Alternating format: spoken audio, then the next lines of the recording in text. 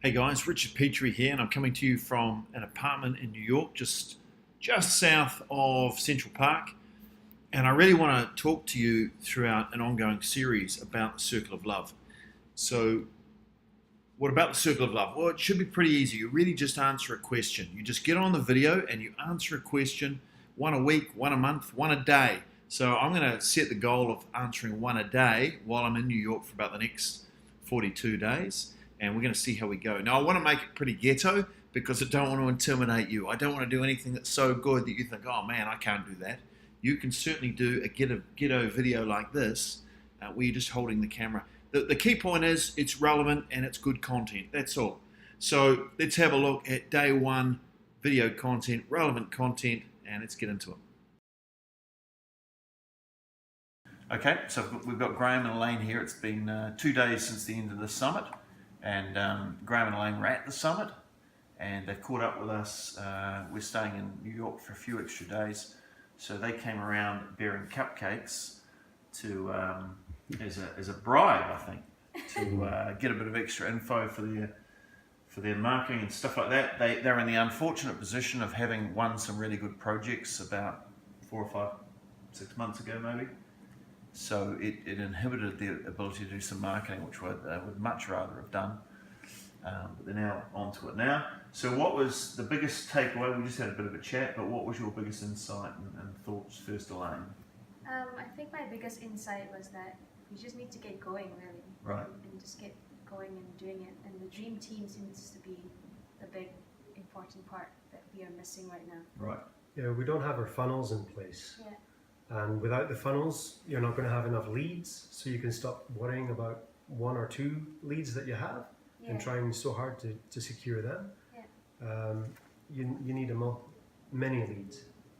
Yeah, you need enough leads where you can say no. Exactly. You know, you've got enough leads because you're putting out enough content that's useful, and different people are seeing it and being attracted to you. And the ideal situation would want you, and I mean, you've been in that situation where you've been too busy anyway, but you want to be too busy all the time so that when someone comes to you, you can almost, get them to fill out your application and you can say, I don't think we're a good fit, but can I direct you to someone? That's where you want to be.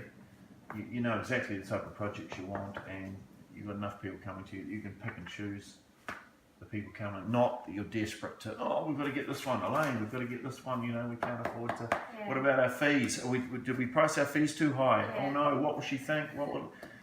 It's like, I don't care what they think, we're not doing it for any less than that. Yeah, that was the start of the conversation. And now the conversation is more like, well, maybe we don't want to get that job so that we can spend more time setting up these funnels that will get us more leads so that then we can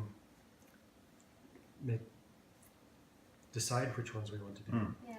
And I think for me the content of the newsletters and the blog posts, it needs to be 40% relevant, 40% semi-relevant, and then 20% that's irrelevant.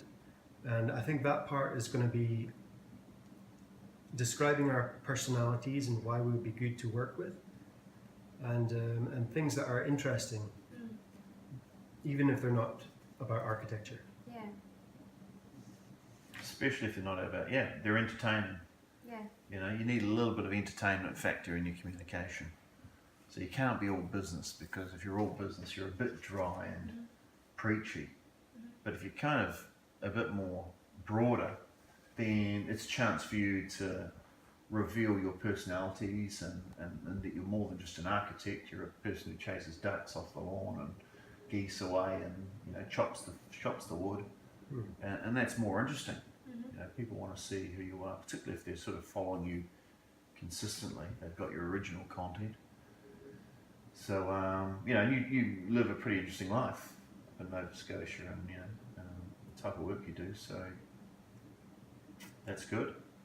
All right, no, that's good. So that's what these guys we were chatting about this afternoon over some cupcakes. So that some of that will probably apply to you. So hopefully there's some thoughts in there for you.